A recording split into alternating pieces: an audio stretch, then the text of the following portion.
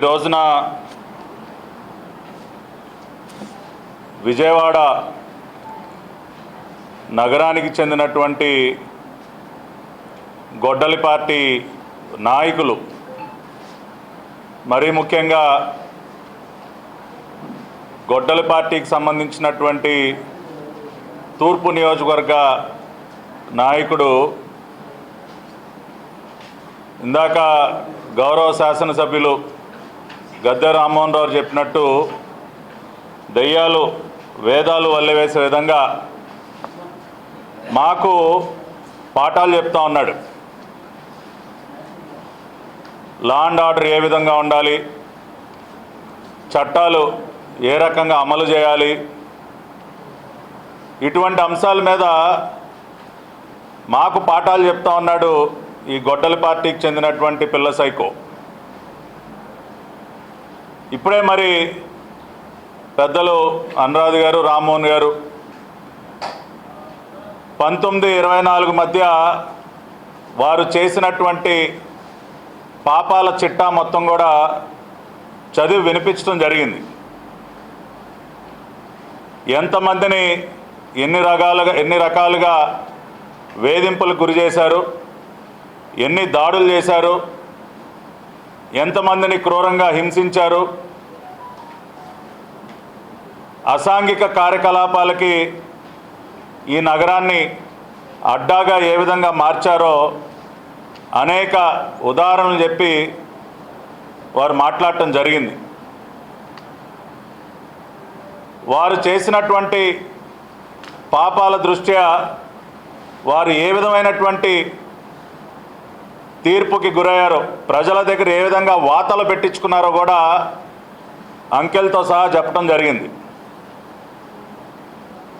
ఈ రోజున గొడ్డలి పార్టీ పిల్ల సైకో చంద్రబాబు నాయుడు గారి గురించి మాట్లాడుతూ ఉన్నాడు.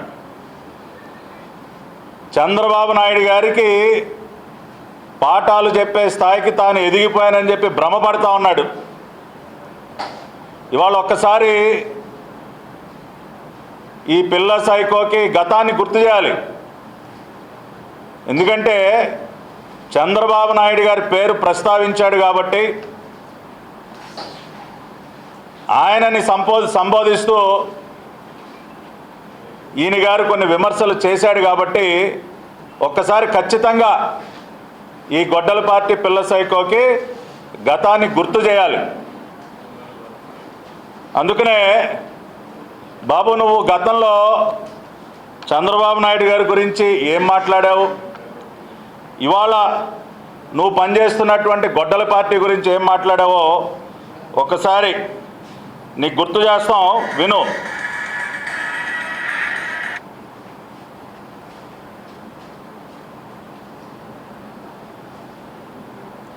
ఎందుకంటే ప్రజలు ఏదో అన్నీ మర్చిపోతారు గతంలో అనేదో అనుకుంటా ఉన్నాడు.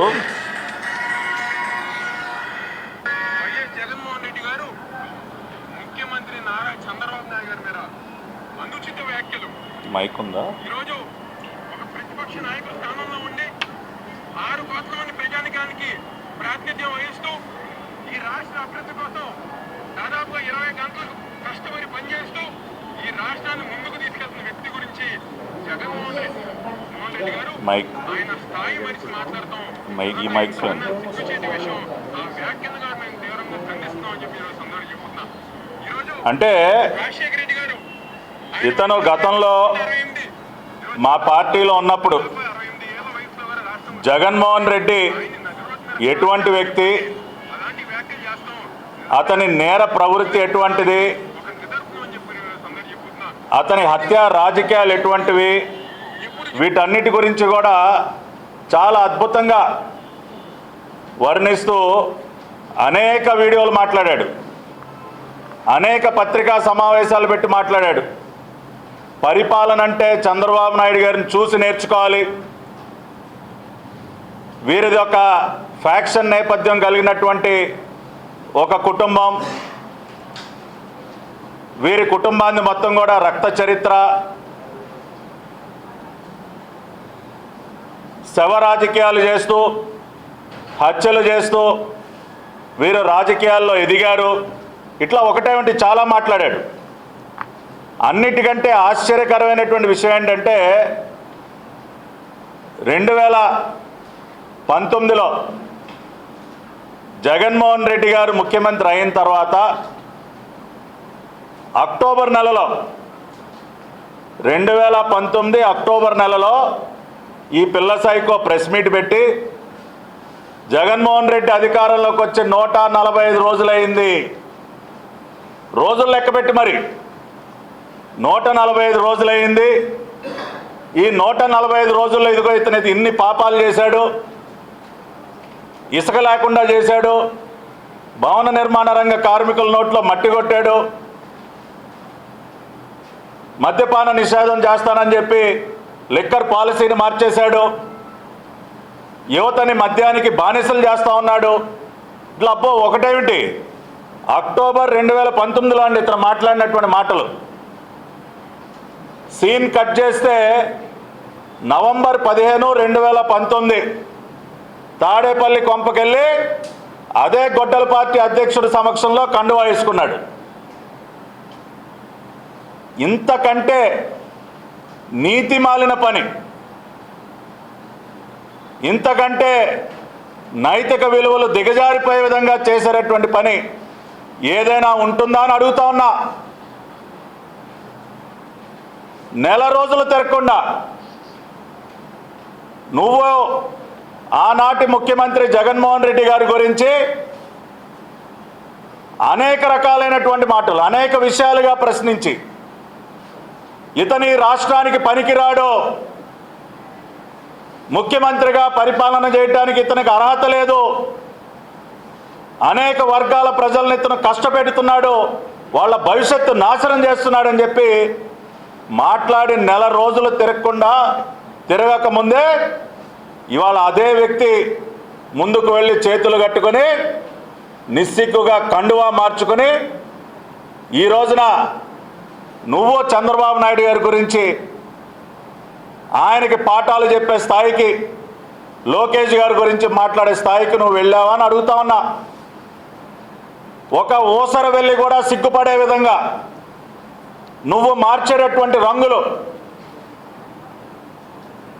ప్రజాక్షేత్రంలో ఇంతకంటే ఏ రాజకీయ నాయకుడు దిగజారలేడు అన్న విధంగా నువ్వు దిగజారినటువంటి తీరు గమనించిన తర్వాతే నీకు ఆ రకంగా మొన్న ప్రజలు చీవాట్లు పెట్టారు.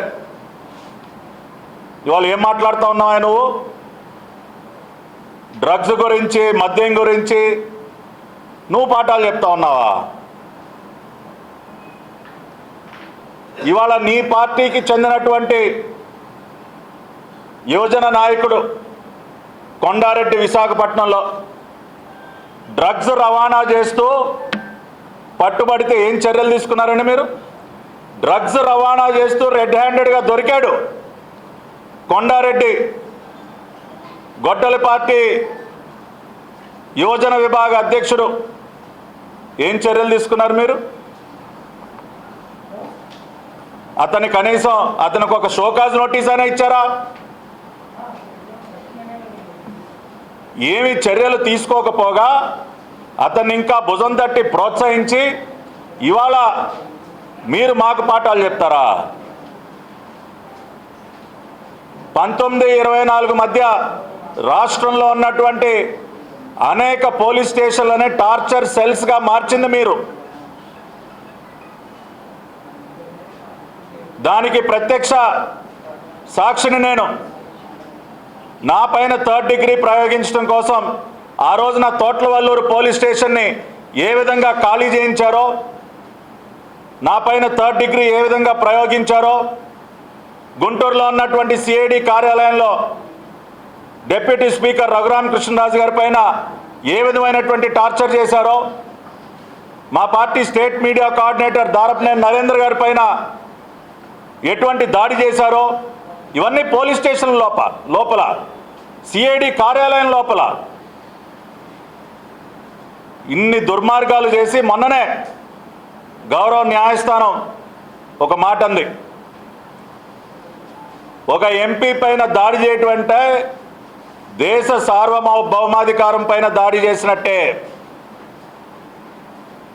అని రఘురామకృష్ణరాజు గారి కేసు విచారణ సందర్భంగా మీ మోచేతి నీళ్లు తాగినటువంటి ఆనాడు పనిచేసినటువంటి కొంతమంది ఐపీఎస్ అధికారులు చేసినటువంటి దుర్మార్గాలని ప్రస్తావిస్తూ గౌరవ న్యాయస్థానం అన్న మాటలు ఇవి.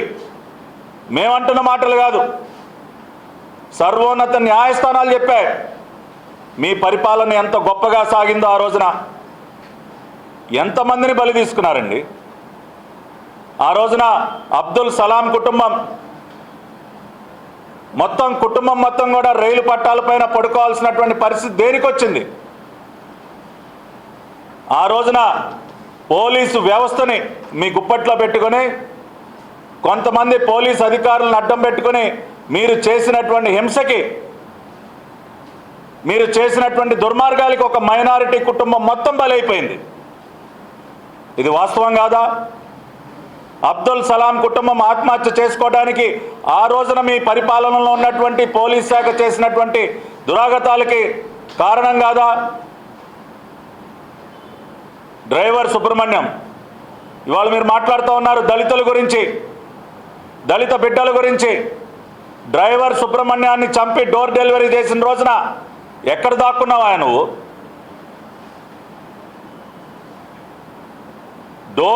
చంపి డోర్ డెలివరీ చేసినటువంటి నీ పార్టీ నాయకుడు అనంతబాబు తాడేపల్లి ప్యాలెస్కి పిలిపించుకొని భుజం తట్టి సభాష్ భలే చంపావయా, భలే కొత్త ఒరవడికి నువ్వు నాంది పలికావు, చంపి డోర్ డెలివరీ చేయటం కొత్త ఒరవడి అని చెప్పి ఆనాటి మీ ముఖ్యమంత్రి గొడ్డల పార్టీ అధ్యక్షుడు ప్రవర్తించినటువంటి తీరు. బెయిల్ తీసుకుని జైల్లో నుంచి బయటకు వస్తూ ఉంటే ఊరేగింపులు ఒక దళిత బిడ్డని చంపి డోర్ డెలివరీ చేసినటువంటి ఒక వ్యక్తికి ఊరేగింపులు చేసినటువంటి పార్టీ నీ దిక్కుమాలిన పార్టీ గొడ్డలి పార్టీ. నువ్వు ఇవాళ దళితుల గురించి మాట్లాడతావా? నువ్వు దేశ చరిత్రలో అటువంటి సంఘటనలు ఎప్పుడైనా చూసామా?